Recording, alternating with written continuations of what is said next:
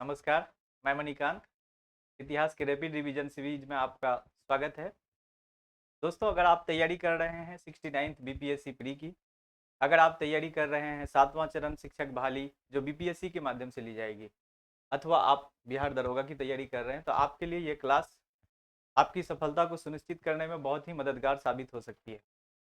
वैसे ज्ञान की दृष्टि से अन्य सभी महत्वपूर्ण प्रतियोगी परीक्षाओं के लिए इस क्लास का समान महत्व है। चलिए हम इतिहास के रैपिड रिवीजन सीरीज में आपको ले चलते हैं। पहले प्रश्न की शुरुआत करते हैं। आप देख रहे हैं 69 बीपीएससी 7वां चरण शिक्षक बहाली बिहार दरोगा। इन सभी पैटर्न को हमने ध्यान में रखकर आपके लिए क्वेश्चन को तैयार किया है, और मेरे क्वेश्चन का स्टैंडर्ड इन्हीं सबके प्रीवियस ईयर को ध्यान में रखकर किया गया है। आंखें भी खोलनी पड़ती है, आंखें भी खोलनी पड़ती है उजाले के लिए, केवल सूरज के निकलने से ही अंधेरे नहीं जाते। केवल सूरज के निकलने से ही अंधेरे नहीं जाते दोस्तों, आपको खुद भी जगना पड़ता है। अर्थात तैयारी के लिए आपको तैयार भी होना उतना ही जरूरी है जितना आप तैयारी के लिए तैयारी करना चाहते हैं। चलिए, आपके लिए पहला प्रश्न है इतिहास का। सिंधु घाटी सभ्यता सिंधु घाटी की सभ्यता और गैर आर्य थी क्योंकि, यानी सिंधु घाटी सभ्यता गैर आर्य थी क्योंकि आपको ऑप्शन दिया गया है। क्या वह नगरीय सभ्यता थी, उसकी अपनी लिपि थी, उसकी खेतीहर अर्थव्यवस्था थी, उसका विस्तार नर्मदा घाटी तक था। आपके लिए ऑप्शन सामने दिया हुआ है, आप जल्द से बताएं इसका आंसर क्या हो सकता है।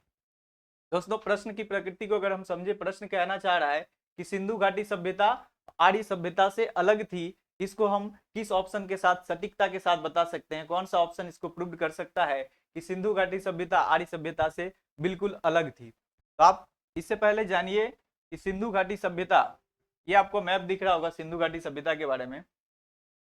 ये आपका पाकिस्तान बॉर्डर है।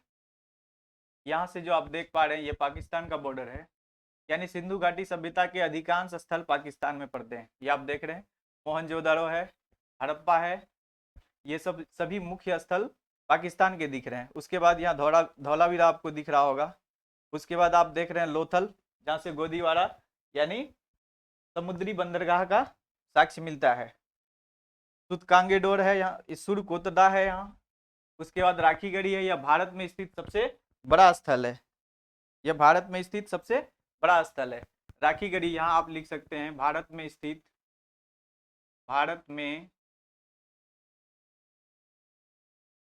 स्थित सबसे बड़ा स्थल।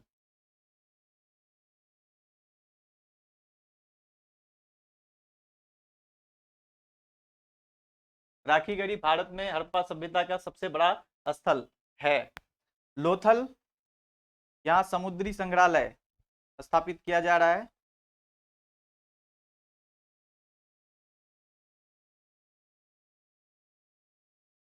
समुद्री संग्रहालय स्थापित कहाँ किया जा रहा है? लोथल में। तो ये आपके सिंधु घाटी सभ्यता के कुछ स्थल हैं। आपको ज्ञात होना चाहिए कि सिंधु घाटी सभ्यता हमारे इतिहास, जब हम भारत का प्राचीन इतिहास पढ़ते हैं तो हमारा सबसे प्राचीन में हम वैदिक काल को पढ़ते हैं, लेकिन बाद में जब पता चला सिंधु घाटी सभ्यता के बारे में, तो यह आर्य सभ्यता से भी पहले का, मतलब वैदिक सभ्यता को हम आर्य सभ्यता कहते हैं, उससे भी पहले का यह सभ्यता है। इसकी सबसे बड़ी विशेषता है नगरीकृत नगर नियोजन। सिंधु घाटी सभ्यता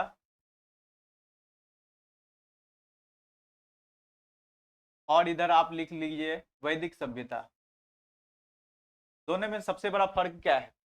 सिंधु घाटी सभ्यता और वैदिक सभ्यता में सबसे बड़ा फर्क देखें, यह ग्रामीण सभ्यता है। यह ग्रामीण सभ्यता है और यह नगरीय सभ्यता है। इस सभ्यता की जानकारी हमें पुरातात्विक साक्ष्य से मिलती है। किससे मिलती है? पुरातात्विक साक्ष्य से। पुरातात्विक स्रोत के आधार पर हम इस सभ्यता का इतिहास लिखे हैं, लेकिन इसके बारे में हमें जानकारी लिखित साक्ष्य है। इसके लिए हमें क्या है? लिखित साक्ष्य उपलब्ध है। दोनों के बीच कालखंड में भी अंतर है। यह इसे हम जानते हैं 1500 ईसा पूर्व से लगभग 600 ईसा पूर्व तक। सिंधु घाटी सभ्यता की अगर परिपक्व अवस्था की बात करें, यह कालखंड 2600 ईसा पूर्व से लगभग 1750 ईसा पूर्व तक है, यानी कालखंड में भी लगभग 250 साल का गैप है। तो ऐसे में हम नहीं कह सकते हैं कि सिंधु घाटी सभ्यता के बाद आर्य सभ्यता आई, और दोनों में बिल्कुल अलग है। यह ग्रामीण सभ्यता है तो यह नगरीय सभ्यता है। आपका ऑप्शन यहाँ दिख रहा है, वह एक नगरीय सभ्यता थी। क्योंकि वह एक नगरीय सभ्यता थी, इसीलिए सिंधु घाटी सभ्यता गैर आर्य सभ्यता थी। क्या थी? गैर आर्य सभ्यता। तो आपका यहाँ आंसर हो जाएगा ए नंबर। आंसर क्या हो जाएगा? ए नंबर। चलिए नेक्स्ट क्वेश्चन की तरफ चलते हैं।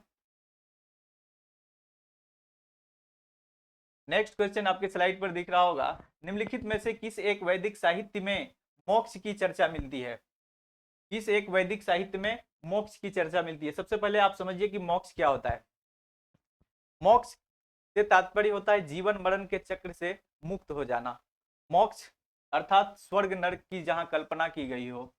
स्वर्ग और नरक, स्वर्ग और नरक की जहां कल्पना की जाती है, जिसे हम लोग जीवन मरण के चक्र से मुक्त हो जाना कहते हैं। जीवन मरण के चक्र से मुक्ति, ये मोक्ष कहलाता है। आपसे पूछा गया वैदिक साहित्य, आप जान रहे होंगे कि वैदिक साहित्य में कौन कौन आता है, पहले आप इसको नोट कर लीजिए। वैदिक साहित्य में आप निम्न चीजों को शामिल करते हैं। वेद है, ब्राह्मण है, आरण्यक है और उपनिषद है। इसके अलावे आपने सुना होगा वेदांत के बारे में। यह वेदांत इसी उपनिषद को कहा जाता है। वेदांत यह वैदिक साहित्य का सबसे अंतिम साहित्य है, इसीलिए वेदों का अंत यानी वेदांत भी कहा जाता है। इसे क्या कहेंगे हम लोग? वेदांत। इसी उपनिषद में जीवन मरण के चक्र से मुक्त होना यानी मोक्ष की कल्पना की गई है, स्वर्ग नरक की कल्पना की गई है, इसी में अवतारवाद की कल्पना की गई है। तो आपका इसमें आंसर हो जाएगा डी नंबर। आपका आंसर होगा डी नंबर। उपनिषद में, उपनिषद में मोक्ष की चर्चा मिलती है। तो वैदिक साहित्य कौन कौन हुए? वेद हैं, ब्राह्मण है, आरण्यक है और उपनिषद है। इसके अलावा वेदांग आपने सुना होगा, 6 वेदांग हैं जिसे षड वेदांग कहते हैं। शिक्षा, कल्प, व्याकरण, निरुक्त, छंद और ज्योतिष, ये 6 वेदांग हैं जो वेद को पढ़ने में आसान हो जाए, तो वेद को आसानी से पढ़ने के लिए वेदांग की रचना की गई, इसीलिए वैदिक साहित्य में वेदांग को शामिल नहीं करते हैं। नेक्स्ट क्वेश्चन आपका है, गौतम बुद्ध का जन्म लुम्बिनी में हुआ था, इसकी पुष्टि अशोक के किस अभिलेख से होती है? आप जानते हैं कि मौर्य साम्राज्य का सबसे महान शासक, वैसे भी प्राचीन इतिहास में सबसे महान सम्राट एक ऐसा मात्र शासक थे अशोक, जिन्हें हम सम्राट अशोक के नाम से जानते हैं। प्राचीन भारत में गुप्त काल के कई ऐसे शासक हुए जिन्होंने अपनी उपाधियां महाराज, महाराजाधिराज, परम भट्टारक, विक्रमादित्य जैसे बड़े बड़े उपाधियां तो लिए, लेकिन इन सभी राजाओं में से किसी को भी हम सम्राट के नाम से उद्घोषित नहीं करते हैं। एकमात्र शासक हुए प्राचीन काल में, वो थे मौर्य शासक अशोक, जिसे हम सम्राट अशोक से सम्मान से उसे सम्राट अशोक कहते हैं। तो आप जानिए कि गौतम बुद्ध का जन्म लुम्बिनी में हुआ था, इसकी पुष्टि अशोक के किस अभिलेख से? अशोक की महानता उनके अभिलेखों से पता चलता है। जब अशोक की बात करें तो इनके किस अभिलेख में गौतम बुद्ध का, आप जानते हैं कि गौतम बुद्ध यानी बौद्ध धर्म को बढ़ावा देने में अशोक की भूमिका बहुत ज्यादा रही है। इन्होंने बौद्ध धर्म को राष्ट्रीय से अंतरराष्ट्रीय बना दिया। विश्व के अन्य देशों में भी आप जानते हैं कि एशिया के लगभग सभी एशिया में आप देखते हैं, पूर्वी एशिया, दक्षिण पूर्वी एशिया में बौद्ध धर्म का आज भी प्रभाव है। वो चाइना हो, आपका तिब्बत का क्षेत्र हो, जापान में हो, आज भी बौद्धिस्ट का बहुत महत्व है। तो ऐसे में अशोक के किस अभिलेख से हमें यह ज्ञात होगा कि गौतम बुद्ध का जन्म लुम्बिनी में हुआ था? ये सभी अशोक के अभिलेख हैं। रामपुरवा स्तंभ लेख, ये पश्चिमी चंपारण जिला बिहार में है। कहाँ है? पश्चिमी चंपारण बिहार में है रामपुरवा स्तंभ लेख। रामपुरवा स्तंभ लेख में एक बैल की आकृति मिली है। स्तंभ पर एक बैल है जो 5 टन वजनी है। 5 टन का एक बैल है जिसे हम लोग रामपुरवा बैल भी कहते हैं। यह भी राष्ट्रपति भवन के प्रांगण में रखा गया है। सारनाथ का स्तंभ की बात करें तो सारनाथ स्तंभ भी आप जानते होंगे, सारनाथ स्तंभ में 4 सिंहों वाला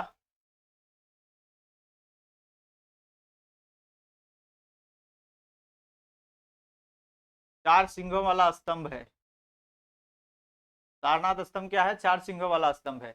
यही 4 सिंहों वाला जो स्तंभ है, इसे हम भारत के राष्ट्रीय प्रतीक के रूप में मानते हैं। यह राष्ट्रीय प्रतीक है इंडिया का, अशोक स्तंभ जिसे कहते हैं।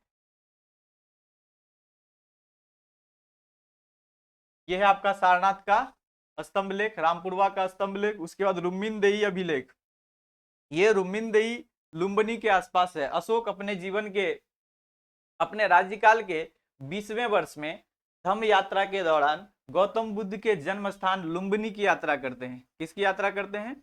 लुम्बिनी की यात्रा करते हैं। लुम्बिनी के ही निकट एक छोटा सा गांव है, इसका नाम है रुम्मीनदेही। यह नेपाल में पड़ता है। कहाँ पड़ता है? नेपाल में। इससे, इस अभिलेख से, रुम्मीनदेही अभिलेख से अशोक के कर प्रणाली यानी मौर्य शासन के कर प्रणाली का भी हमें जानकारी मिलता है। कर प्रणाली यानी टैक्स सिस्टम का, टैक्स सिस्टम की जानकारी हमें किससे मिलती है? रुम्मीनदेही अभिलेख से। यह लघु स्तंभ लेख है रुम्मीनदेही का। गौतम बुद्ध धम्म यात्रा के दौरान अपने पहले 10 वर्ष, अपने कार्यकाल के 10वें वर्ष में गौतम बुद्ध से संबंधित स्थल गया, जहां गौतम बुद्ध को ज्ञान की प्राप्ति हुई, अपने राज्यकाल के 10वें वर्ष में गया की यात्रा किए और 20वें वर्ष में गौतम बुद्ध के जन्म स्थान लुम्बिनी की यात्रा किए। इसीलिए रुम्मीनदेही अभिलेख है, जिससे यह स्पष्ट होगा कि गौतम बुद्ध का जन्म लुम्बिनी में हुआ है। इसमें उस बात का जिक्र भी किया गया है। तो आपका आंसर यहाँ क्या हो जाएगा? सी नंबर। निगाली सागर अभिलेख भी नेपाल से है, यह भी लुम्बिनी के आसपास का क्षेत्र है। तो चलिए नेक्स्ट क्वेश्चन की तरफ चलते हैं। अभी तक आपको समझ में आ गया होगा कि गौतम बुद्ध का जन्म लुम्बिनी में हुआ था। इसकी पुष्टि रुम्मीनदेही अभिलेख से होती है। चंड प्रद्योत किस प्राचीन गणराज्य के, किस प्राचीन गणराज्य के राजा थे? सॉरी, यहाँ राज्य लिखा गया है, राजा थे। किस प्राचीन गणराज्य के राजा थे? आपको यह जानकारी होगी कि 6ठी शताब्दी ईसा पूर्व में 16 महाजनपदों का उल्लेख आया है। इन 16 महाजनपदों में जो दक्षिण भारत में आपको 16 महाजनपद मैं दिखा रहा हूं, ये देश के 16 महाजनपद थे। 6ठी शताब्दी ईसा पूर्व की बात है। ये क्या है? 6th century BCE। 6ठी शताब्दी ईसा पूर्व के 16 महाजनपद आप देख रहे हैं। इन 16 महाजनपदों में यह एक जनपद है, इसका नाम है अवंती। इस जनपद की राजधानी थी उज्जैन। इस जनपद की राजधानी कहाँ थी? उज्जैन। और इसकी दूसरी राजधानी थी, यानी दक्षिणी राजधानी, माहिष्मती। माहिष्मती। यह जो अवंती महाजनपद है, महाजनपद आप यहां देख रहे होंगे, एक मगध दिख रहा है। ये पाटलिपुत्र बिहार का क्षेत्र है। बिहार में 3 महाजनपद है। आप याद रखेंगे, बिहार में 3 महाजनपद। बिहार में 3 महाजनपद कौन कौन है? अंग, मगध और वज्जी। अंग, मगध और वज्जी। अंग की राजधानी चंपा और मगध की राजधानी पाटलिपुत्र और वज्जी का राजधानी वैशाली।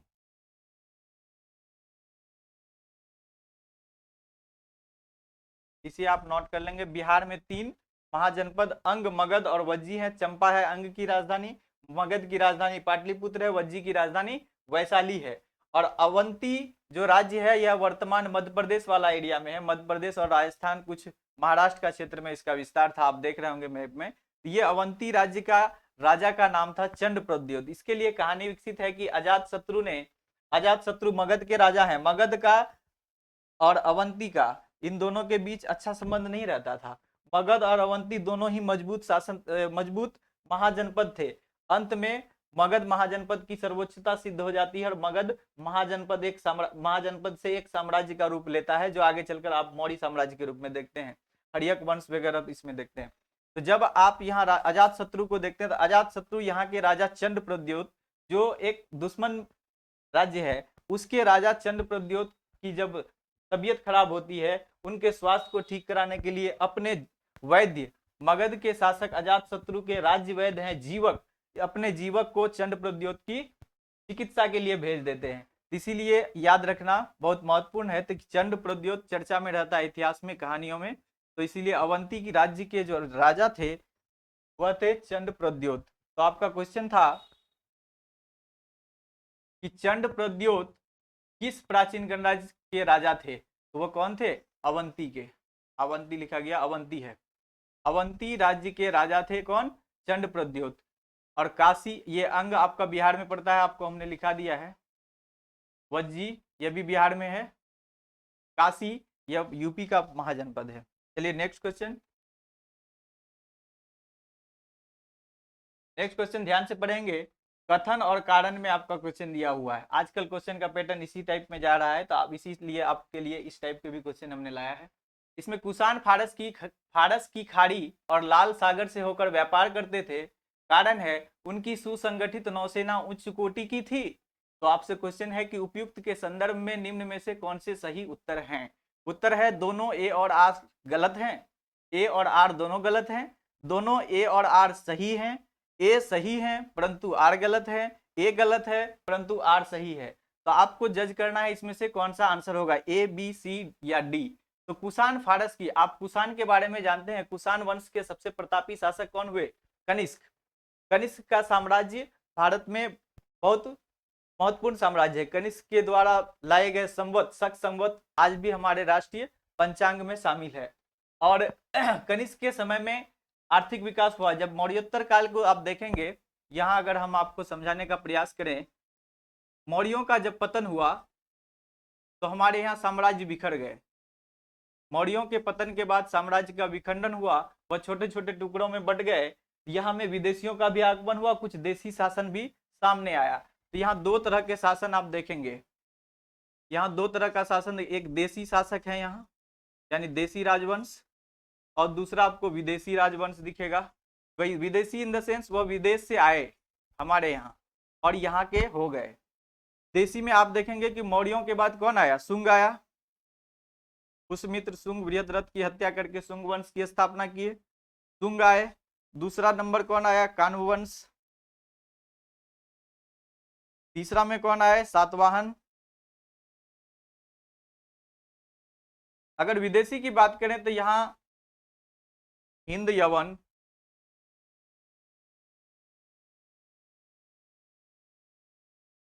तक, तीसरा है कुषाण और पहलव। चौथा में कौन आए? पहलव। हिंद यवन, शक, कुषाण और पहलव, ये सभी विदेशी शासक हुए। विदेशी शासक वंश में हिंद यवन, शक, कुषाण और पहलव। देशी में शुंग, कान्व और सातवाहन। जब आप विदेशों की बात करें तो इसमें सातवाहन बहुत प्रसिद्धि को प्राप्त किया। सातवाहन वंश की बात करें तो सातवाहन वंश इसको बहुत फेमस हो गया। और देशी में आप देश के जो देशी राजवंश थे उसमें सातवाहन वंश, और विदेशों में कुषाण वंश विदेशी जो आए। तो कुषाण वंश और सातवाहन वंश धीरे धीरे अपने यहाँ साम्राज्य का विस्तार कर पाया। तो कुषाण वंश को अगर देखें तो कुषाण वंश में सबसे प्रतापी शासक थे कुषाण वंश।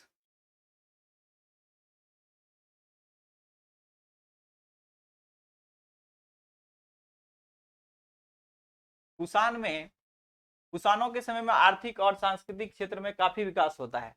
कुषाणों के समय में हम जब देखेंगे पहली बार तो यहाँ सोने के सिक्के का प्रयोग पहली बार होगा। कुषाण वंश के संस्थापक हैं कुजुल किडफिशस और बीमा किडफिशस। यहाँ स्वर्ण सिक्के सबसे पहले और सबसे शुद्ध स्वर्ण सिक्के जारी करते हैं बीमा किडफिशस।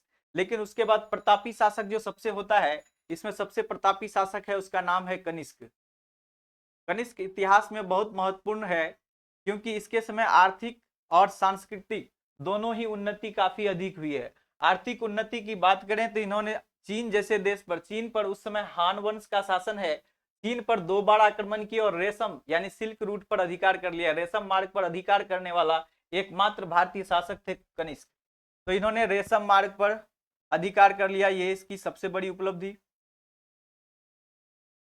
दूसरी बात, इन्होंने बौद्ध धर्म को अपनाया भी और बौद्ध धर्म के प्रचार प्रसार के लिए भी इन्होंने प्रयास किया। और आप देखेंगे कि इसी के समय में चतुर्थ बौद्ध संहति का आयोजन होता है। कुंडल वन कश्मीर में चतुर्थ बौद्ध संगीति,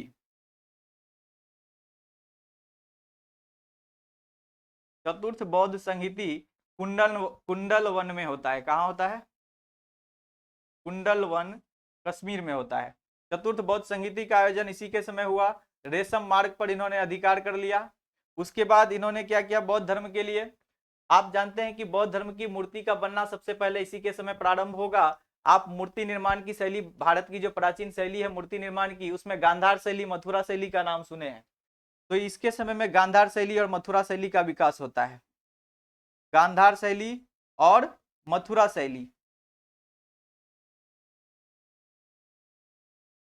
आर्थिक क्षेत्र में इनका जब रेशम मार्ग पर गांधार शैली और मथुरा शैली।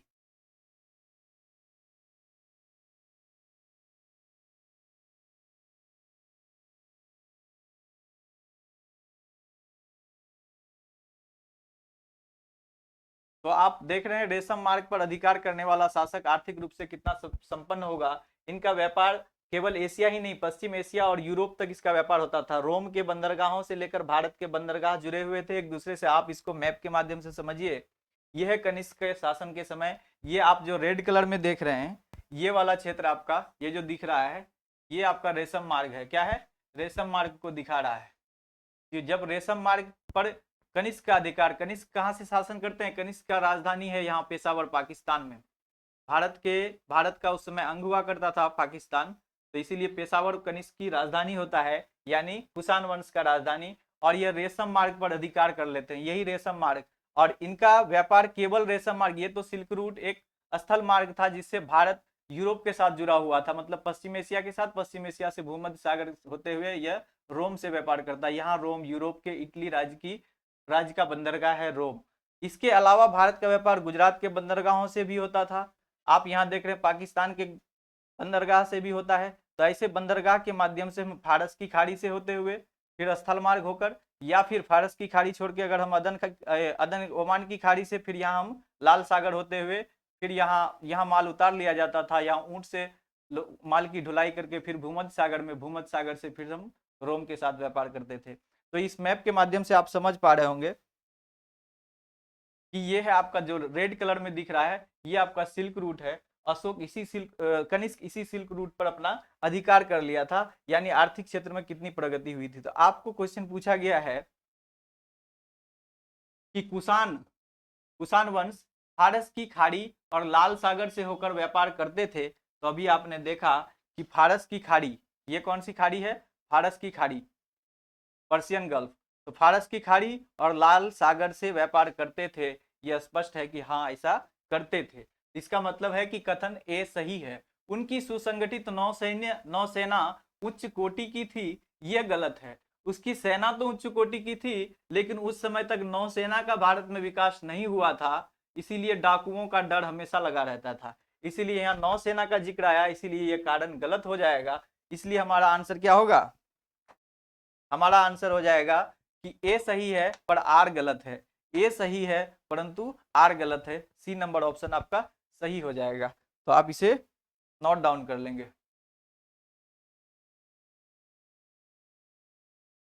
चलिए नेक्स्ट क्वेश्चन की तरफ चलते हैं हम। नेक्स्ट क्वेश्चन आपका है, किस चोल राजा ने जल सेवा, गलत है, यहाँ चोल राजा होगा। किस चोल राजा ने जल सेना प्रारंभ की थी? चोल के शासन में सबसे बड़ी, अभी हमने देखा कि कुषाण वंश के शासन काल में हमारे भारत में नौसेना नहीं थी, लेकिन चोलों का, जब दक्षिण भारत में चोलों का बात करते हैं, चोल लगभग 9वीं से 13वीं सदी तक, 9वीं से 13वीं सदी तक इसका शासनकाल है दक्षिण भारत में। चोलों का राज्य बहुत प्रसिद्ध है, इतिहास में गौरवमयी काल रहा है कि भारत का विस्तार, भारत के राजनीतिक क्षेत्र का विस्तार या भारत का आर्थिक प्रसार भी दक्षिण पूर्व एशियाई देशों के साथ होता है। जावा में भी इन्होंने अधिकार कर लिया था राजेंद्र चोल। जब चोल साम्राज्य की बात करें तो चोल के समय में चोल की प्रसिद्धि का सबसे बड़ा कारण था उसकी नौसेना। चोलों ने पहली बार भारत में सुसंगठित नौसेना की स्थापना की। इसमें राजराज प्रथम जो था, राजराज चोल प्रथम, इन्होंने सबसे पहले चोल वंश में नौसेना का गठन किया था, लेकिन सुसंगठित रूप से नहीं हो पाया था। इसकी पूर्ति किसने किया? इसके पुत्र राजेंद्र चोल। तो राजेंद्र चोल के समय में नौसेना काफी विकसित थी। राजेंद्र चोल के समय में नौसेना काफी विकसित थी। यह सबसे प्रसिद्ध शासक होता है राजेंद्र चोल। इसका कार्यकाल अगर हम देखें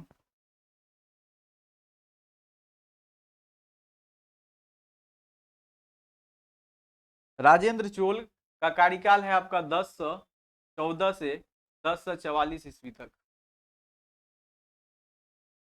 और राजराज प्रथम की देखें तो 979 से 1014 ईस्वी तक। इन दोनों शासक के समय चोल चोल साम्राज्य का जो उपलब्धि है वो उत्कृष्ट पर पहुंच जाता है। आप देखते हैं राजेंद्र चोल के समय में राजेंद्र चोल ने श्रीलंका को पूरी तरह से विजय कर लिया, मालदीव को विजय किया और अपने राज्य का जो आर्थिक प्रसार था वह दक्षिण पूर्वी एशियाई देशों तक फैला दिया। चीन के साथ भी व्यापार होता था इनका। तो ऐसे में चोल राज्य का जल सेना अगर प्रारंभ करने की बात पूछता है, जल सेना की शुरुआत किसने की, तो राजराज चोल प्रथम ने की थी। लेकिन राजेंद्र चोल के समय जल सेना सुसंगठित रूप से विकसित हो चुका था। चलिए नेक्स्ट क्वेश्चन आपका होगा, सिंचाई कर लगाने वाला दिल्ली का प्रथम सुल्तान। मध्यकालीन भारत से आपका प्रश्न है, सिंचाई कर लगाने वाला दिल्ली का प्रथम सुल्तान कौन था। आपको पता होगा कि कृषि को बढ़ावा, क्योंकि आय का सबसे बड़ा स्रोत प्राचीन काल से लेकर मध्यकाल तक भारत में इनकम का सबसे बड़ा स्रोत कृषि रहा, कृषि कर रही। ठीक है, तो कर प्रणाली में कृषि का कर ही सबसे आय का जब प्रसिद्ध स्रोत है, तो कृषि को बढ़ावा देने के लिए राज्य स्तर पर सिंचाई का पहला प्रयोग, सिंचाई के बारे में पहली बार सोचने का काम कौन किया, तुगलक वंश के शासकों ने किया। किसने किया, तुगलक वंश में, उसमें भी गयासुद्दीन तुगलक ने। किसने, गयासुद्दीन तुगलक। गयासुद्दीन तुगलक के द्वारा पहली बार सिंचाई की व्यवस्था का प्रारंभ किया, यानी इन्होंने नहर निर्माण कराने का काम शुरू किया था। तो दिल्ली का प्रथम सुल्तान जिसने क्या किया, सिंचाई पर कर लगाया। हमने कहा इन्होंने क्या किया, नहर निर्माण, नहर बनाने का शुरुआत, नहर निर्माण की शुरुआत। नहर निर्माण की शुरुआत किसने किया, गयासुद्दीन तुगलक ने।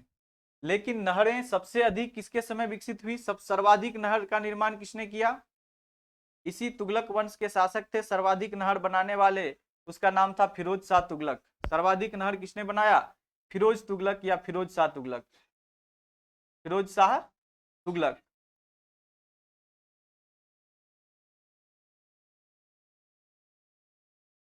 तुगलक, फिरोज शाह तुगलक, तुगलक वंश के शासक फिरोज शाह तुगलक ने सर्वाधिक नहर के निर्माण किए। इन्होंने ही सर्वाधिक नहर का जब निर्माण किया तो नहर के साथ साथ इन्होंने सिंचाई के लिए सिंचाई कर की भी व्यवस्था की। किसने, फिरोज शाह तुगलक ने। सिंचाई कर, सिंचाई का जो कर था यह किस नाम से था, हक ए सर्व। क्या नाम से था, हक ए सर्व, हक ए सर्व नाम का सिंचाई कर लगता था।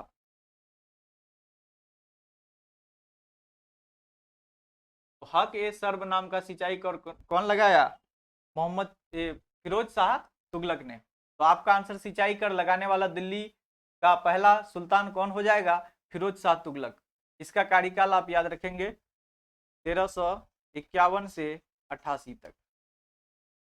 मोहम्मद बिन तुगलक का 1325 से 51 तक। तो आपका ये है फिरोज शाह तुगलक जो सिंचाई पर कर लगाया था। तो आपको ये समझ में आ गया होगा, नहर का निर्माण की शुरुआत किसने किया, गयासुद्दीन तुगलक ने। सर्वाधिक नहर किसने बनाए, फिरोज शाह तुगलक ने। सिंचाई कर किसने लगाया, फिरोज शाह तुगलक ने। हक ए सर्व नाम का कर लगाया।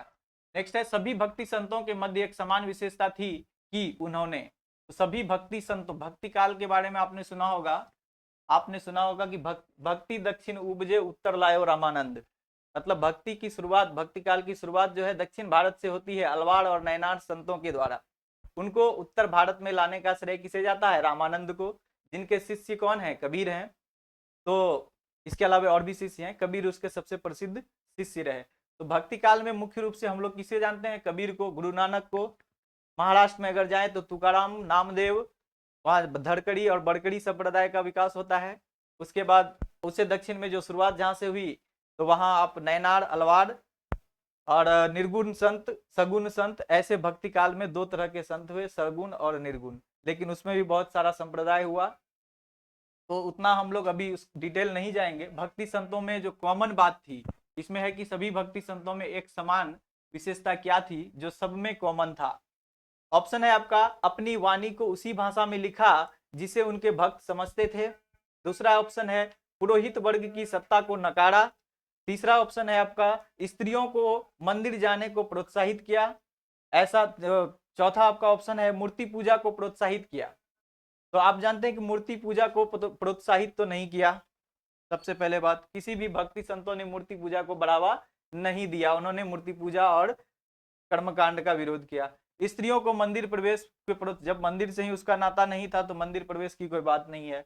पुरोहित वर्ग की सत्ता को नकारा, ये तो सही है, पुरोहित वर्ग की सत्ता को नकारा, लेकिन ऐसा नहीं है कि सभी संतों ने केवल इसी काम के लिए, दक्षिण भारत में कुछ ऐसे हैं धनकड़ी बड़कड़ी संप्रदाय, उन्होंने पुरोहित वर्ग की सत्ता को नकारा है, लेकिन मुख्य रूप से सभी भक्ति संतों में जो कॉमन बातें थी उन्होंने स्थानीय भाषा का प्रयोग किया ताकि आम जन जीवन से जुड़े लोग उनकी बातों को अच्छी तरह से समझ सके। तो ऐसे में अपनी वाणी को उसी भाषा में लिखा जिसे उनके भक्त समझते थे, यानी स्थानीय भाषा का विकास किया। आप जानते हैं तुलसीदास रामचरितमानस हिंदी में लिखे, कबीर तो लिखे ही नहीं, कबीर को कुछ पढ़ना लिखना नहीं आता था, लेकिन कबीर की वाणी को जब संकलन हुआ तो वह भी मगधी और मगधी या फिर उनकी जो भाषा थी बोली की वाली भाषा, तो वह मगधी व्रज और इसका आपका उर्दू का मिश्रण था उसमें। इसीलिए अपनी वाणी को उसी भाषा में लिखा जिसे उनके भक्त समझते थे। ये ऑप्शन आपका सबसे सटीक ऑप्शन होगा। इसीलिए सभी भक्तों में समान बातें क्या थी, उन्होंने उसी भाषा का प्रयोग किया जिस भाषा को लोग आसानी से समझते थे। आप यहाँ भक्ति काल के कुछ संत को देख रहे हैं। संत एकनाथ, नामदेव, वेदांता देशिका, उसके बाद सूरदास है, तुलसीदास है, समर्थ रामदास है, नरसिंह मेहता।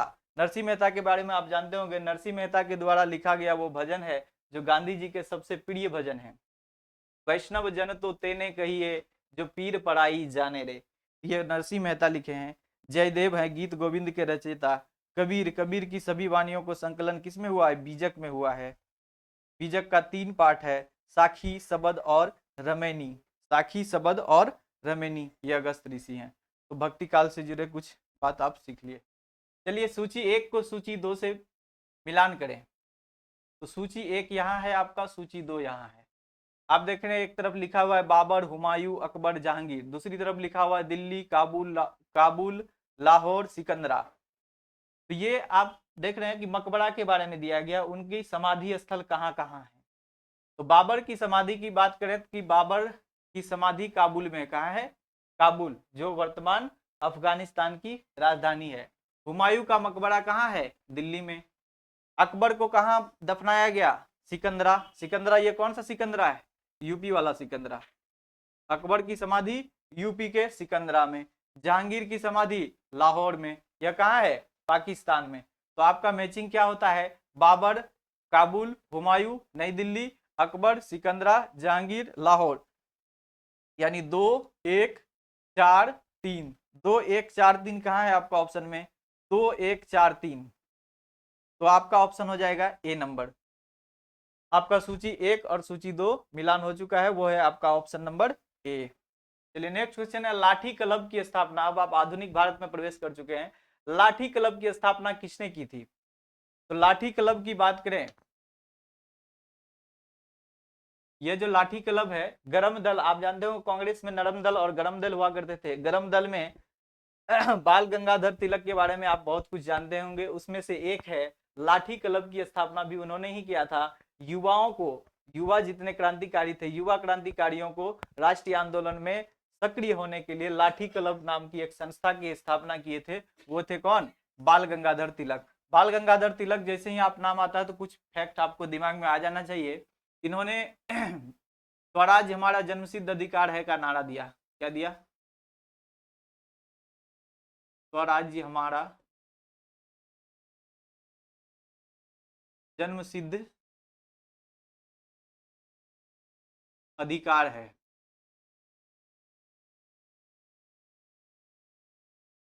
और मैं इसे लेकर रहूंगा, यह नारा किसका था, बाल गंगाधर तिलक। बाल गंगाधर तिलक और क्या है, इनकी 2 पत्रिकाएं बहुत फेमस है, केसरी और मराठा।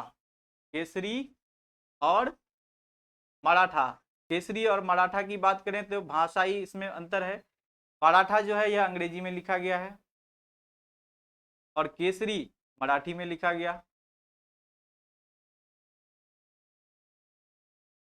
इन्होंने दो उत्सव मनाए, दो उत्सव की शुरुआत की।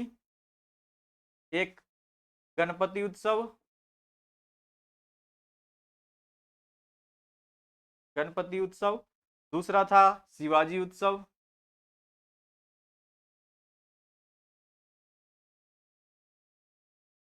ये 1893 में, 1893 में या 1895 में।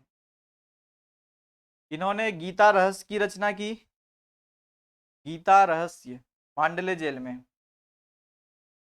गीता रहस्य की रचना की। तो बाल गंगाधर तिलक के बारे में आपने जाना कि बाल गंगाधर तिलक स्वराज हमारा। इसके अलावा इन्होंने होम रूल आंदोलन चलाया। बाल गंगाधर तिलक 1916 ईस्वी में होम रूल आंदोलन चलाया। इसके साथ में फिर बाद में एनी बेसेंट के द्वारा भी होम रूल आंदोलन की शुरुआत मद्रास से की गई। होम रूल आंदोलन की शुरुआत कब किए? 1916 में। बाल गंगाधर तिलक के बारे में एक इंपॉर्टेंट फैक्ट आप याद रखेंगे, कांग्रेस की अध्यक्षता करने का शौक तो बहुत था इन्हें, लेकिन कभी संभव नहीं हो पाया कांग्रेस की अध्यक्षता। कभी कभी आपको क्वेश्चन में पूछ दिया जाता है निम्न में से किसने कांग्रेस के अध्यक्ष के पद को कभी धारण नहीं किया? कांग्रेस की अध्यक्षता नहीं, आप लिख लीजिए कभी नहीं। एकमात्र शख्स थे जिन्होंने कांग्रेस की अध्यक्षता करने का बहुत प्रयत्न किया, लेकिन इसे ऐसा सौभाग्य कभी प्राप्त नहीं हो पाया। इसके अलावा आप देखते हैं लाल बाल पाल, ये तीनों क्या हैं? गरम दल के नेता हैं।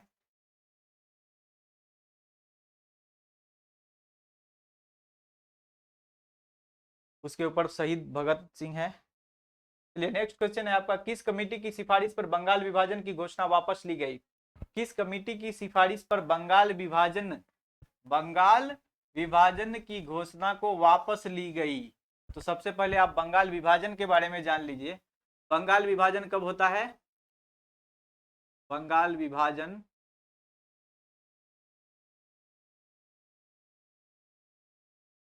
विभाजन यह 1905 ईस्वी की घटना है। इसमें दो फैक्ट याद रखेंगे, 19 या फिर कभी 20 लिखा रहता है, यह जुलाई है। यह कब क्या हुआ था? इसमें घोषणा हुई थी, बंगाल विभाजन की घोषणा हुई थी। बंगाल विभाजन की घोषणा 19-20 जुलाई 1905 को। उसके बाद बंगाल विभाजन के बारे में, यह लागू कब से हुआ? तो 16 अक्टूबर। कब से? 16 अक्टूबर 1905 से यह लागू हो गया था। बंगाल विभाजन किसके समय हुआ? लॉर्ड कर्जन के समय हुआ। किसने किया? लॉर्ड कर्जन, भारत के गवर्नर जनरल थे। तो बंगाल विभाजन वापस कब ली गई? 1911 में वापस ले ली गई। दिल्ली दरबार का आयोजन हुआ, जेम्स प्रथम और रानी मैरी का आगमन हुआ था। जेम्स पंचम, दिल्ली दरबार जेम्स पंचम के द्वारा इसे वापस लेने की घोषणा कर दी गई। तो बंगाल विभाजन वापस तो लिया गया, किस कमिटी की सिफारिश पर वापस लिया गया? तो बंगाल विभाजन की घोषणा आप देखें कि 19-20 जुलाई 1905 में। लागू कब हुआ? 16 अक्टूबर 1905 में, लॉर्ड कर्जन के समय आया। और 1911 ईस्वी में वापस ली गई जेम्स पंचम की घोषणा के साथ। इस समय भारत का गवर्नर जनरल कौन था? तो ये थे लॉर्ड हार्डिंग द्वितीय, लॉर्ड हार्डिंग। इसी बंगाल विभाजन के विरोध में जब 19-20 जुलाई 1905 को घोषणा हुई, तो इसी के विरोध में 7 अगस्त 1905 ईस्वी को हम लोग स्वदेशी आंदोलन की घोषणा करते हैं। क्या करते हैं? स्वदेशी आंदोलन की घोषणा कब होती है? 7 अगस्त 1905 ईस्वी, कलकत्ता के टाउन हॉल से स्वदेशी आंदोलन की घोषणा हो जाती है। तो आप बंगाली विभाजन को वापस लेने का जो कमेटी था वो था अरुणडले कमेटी। अरुणडले कमेटी की रिपोर्ट पर बंगाल विभाजन की घोषणा को वापस ले ली गई। तो आपका आंसर ऑप्शन नंबर ए हो जाएगा। क्या होगा? Option number A. चलिए आपका नेक्स्ट प्रश्न की ओर तरफ बढ़ते हैं हम। लाहौर षड्यंत्र मामले की परिणति किसकी फांसी में हुई? लाहौर षड्यंत्र मामले की परिणति किसकी फांसी में हुई? आप जानते हैं कि ऑप्शन आपको दिया गया है रामप्रसाद बिस्मिल, रोशन सिंह, भगत सिंह, सुखदेव और राजगुरु। भगत सिंह, सुखदेव और राजगुरु को एक साथ फांसी हुई है, आपको पता है। रामप्रसाद बिस्मिल को किस कांड में फांसी हुआ और रोशन सिंह? इसमें रामप्रसाद बिस्मिल, रोशन सिंह और थे रामप्रसाद बिस्मिल, रोशन सिंह और भगत सिंह, सुखदेव और राजगुरु का जो फांसी है ये कब हुआ है? 23 मार्च 1931 ईस्वी को। 23 मार्च 1931 ईस्वी को इन्हें फांसी हुआ है। वैसे भगत सिंह और बटुकेश्वर दत्त 1929 ईस्वी में पब्लिक सेफ्टी बिल पर जब चर्चा चल रही थी, केंद्रीय असेंबली में इन्होंने बम फेंका, उसी बम फेंकने के आरोप में इसे गिरफ्तार किया गया, लेकिन फांसी इसे बम फेंकने के आरोप में नहीं हुई है। इसकी फांसी हुई है लाहौर षड्यंत्र यानी सैंडर्स हत्याकांड। लाहौर षड्यंत्र यानी सैंडर्स हत्याकांड। क्या हुआ है? सैंडर्स हत्याकांड। सैंडर्स हत्याकांड के आरोप में इन तीनों को फांसी दी गई है। 1931 का समय है जब द्वितीय गोलमेज, इसके ठीक बाद द्वितीय गोलमेज सम्मेलन भी होना है। भगत सिंह, सुखदेव और राजगुरु की जो फांसी हुई लाहौर षड्यंत्र के मामले में हुई। इसीलिए आपका क्वेश्चन है लाहौर षड्यंत्र मामले की परिणति किसकी फांसी में हुई? तो भगत सिंह, सुखदेव और राजगुरु। 3, 4, 5, 3, 4, 5 आपका ऑप्शन नंबर डी में है। ये आपका आंसर हो जाएगा option number D. Ramprasad Bismil और रोशन सिंह जो है इसे काकोरी कांड में,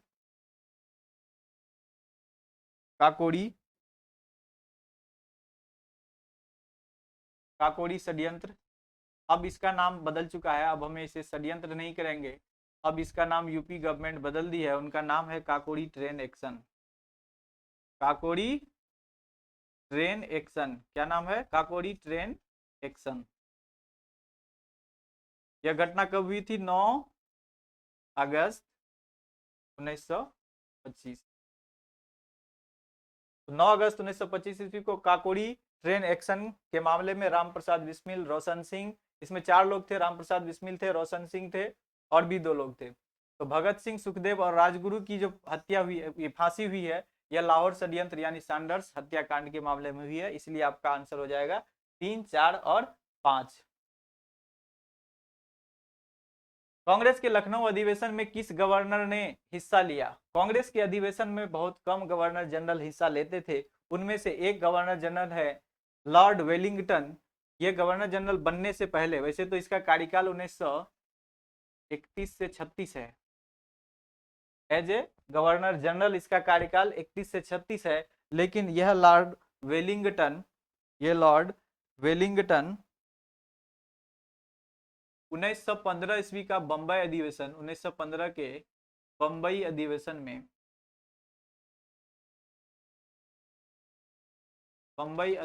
में भाग लिए थे।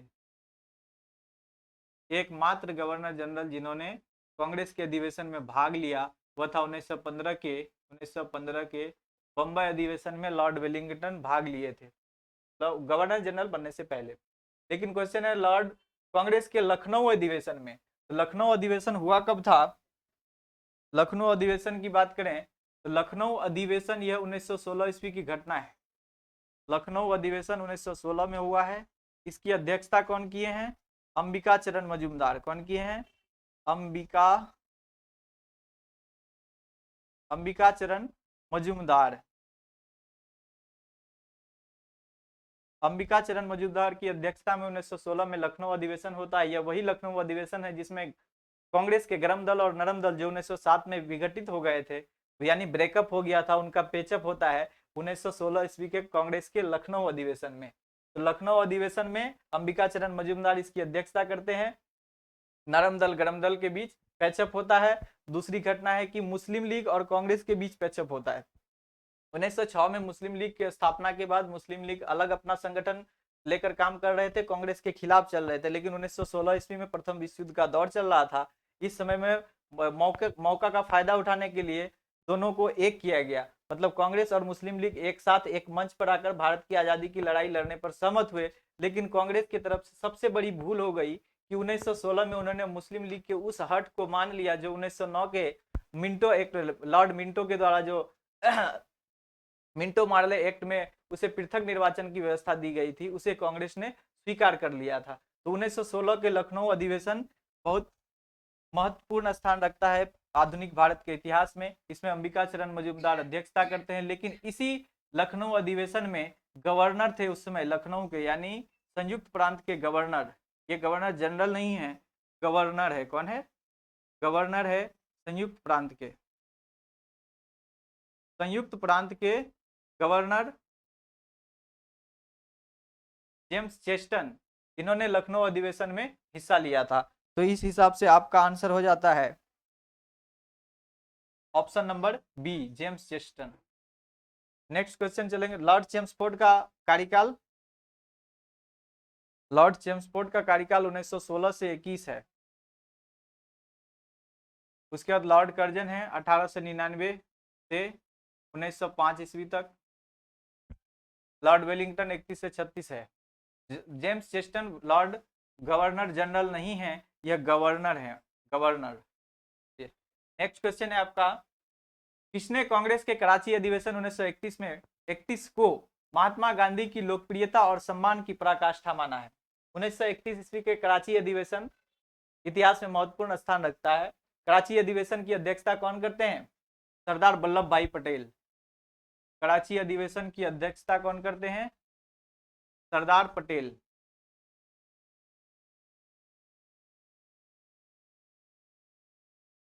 उन्नीस सौ 1931 का समय वह समय है जब दिसंबर 1931 में अधिवेशन हो रहा है कराची में, और अभी आपने देखा कि भगत सिंह, सुखदेव और राजगुरु जैसे वीर क्रांतिकारी शहीद हुए हैं। अभी अभी फांसी 1931 में ही हुई है, 23 मार्च 1931 को। 23 मार्च 1931 को भगत सिंह सहित 3 लोगों को फांसी दे दिया गया है। इसीलिए भारत का माहौल इतना शांत नहीं है, भारत का माहौल बहुत अशांत है, अंग्रेजों के प्रति हम क्रुद्ध हैं। 1930 से ही आप देखेंगे कि गोलमेज सम्मेलन प्रारंभ हो गया है। पहले गोलमेज सम्मेलन में कांग्रेस के एक भी प्रतिनिधि शामिल नहीं हुए हैं। इसी के बाद 23 मार्च से ठीक पहले आप देखेंगे 5 मार्च 1931 ईस्वी को गांधी इरविन पैक्ट होता है। गांधी इरविन पैक्ट 5 मार्च 1931 ईस्वी को होता है, और 23 मार्च 1931 को भगत सिंह, राजगुरु और सुखदेव को फांसी दे दी जाती है। उसके बाद हम लोग द्वितीय गोलमेज सम्मेलन में भाग लेने के लिए एग्री हो जाते हैं। द्वितीय गोलमेज सम्मेलन में कांग्रेस की तरफ से एकमात्र प्रतिनिधि गांधी जी को भेजा जाता है, और उसके बाद का यह अधिवेशन है 1931, उसमें भी गांधी जी खाली हाथ वापस आते हैं। तो ऐसे में भारत का माहौल, भारत कांग्रेस के अंदर भी बहुत से ऐसे लोग हैं जो इसके विरोध में है। गांधी जी के विरोध में बहुत सारे नारे लगाए गए, काले झंडे दिखाए गए हैं कराची अधिवेशन में। इसीलिए कहा जाता है, इसके बारे में सुभाष चंद्र बोस ने लिखा, मतलब गांधी जी के इतने विरोधी होने के बावजूद भी कराची अधिवेशन में गांधी जी, भगत सिंह जिसकी फांसी हुई है, भगत सिंह के पिताजी को अपने साथ लेकर गांधी जी कराची अधिवेशन में शामिल होते हैं, और सरदार वल्लभ भाई पटेल इसकी अध्यक्षता करते हैं। और गांधी जी की यह जो है लोकप्रियता और प्रकाष्ठा को दिखाता है, जिसमें शांतिपूर्ण फिर कांग्रेस का सम्मेलन हो जाता है। जो उग्र लोग, जो जिनके मन में गांधी जी के प्रति विरोध थी, उस विरोध की भावना को गांधी और सरदार पटेल मिलकर उसको शांत करते हैं। सच्चाई का मतलब सच्चाई को लोगों के सामने रखा जाता है, क्या परिस्थितियां थी क्या नहीं थी। ऐसे में लोग गांधी जी की लोकप्रियता और सम्मान का यह पराकाष्ठा था, जिसमें कि इतने विरोध होने के बावजूद भी वह सम्मेलन सफल रहा। इस बारे में गांधी जी की लोकप्रियता और सम्मान की पराकाष्ठा को चिन्हित करते हुए किन्होंने यह बयान दिया, वह थे सुभाष चंद्र बोस, जिसकी विचारधारा हमेशा गांधी जी के विपरीत रही। उन्होंने भी गांधी जी के इस माहौल को देखा, 1931 के कराची अधिवेशन के माहौल को देखकर उन्हें लगा कि गांधी जी कितने इंपॉर्टेंट हैं। इसीलिए उन्होंने कहा कि महात्मा गांधी की लोकप्रियता और सम्मान की यह पराकाष्ठा थी कराची अधिवेशन 1931 का। तो आपके लिए इतना ही क्वेश्चन था आज के लिए। तो आप लोगों को उम्मीद है कि यह वीडियो बहुत अच्छा लगा होगा। अगर आपको यह क्लास अच्छा लगा हो, किसी प्रकार का कोई सुझाव हो मेरे लिए, तो सुझाव का बिल्कुल स्वागत है। पढ़ते रहिए, मस्त रहिए। धन्यवाद।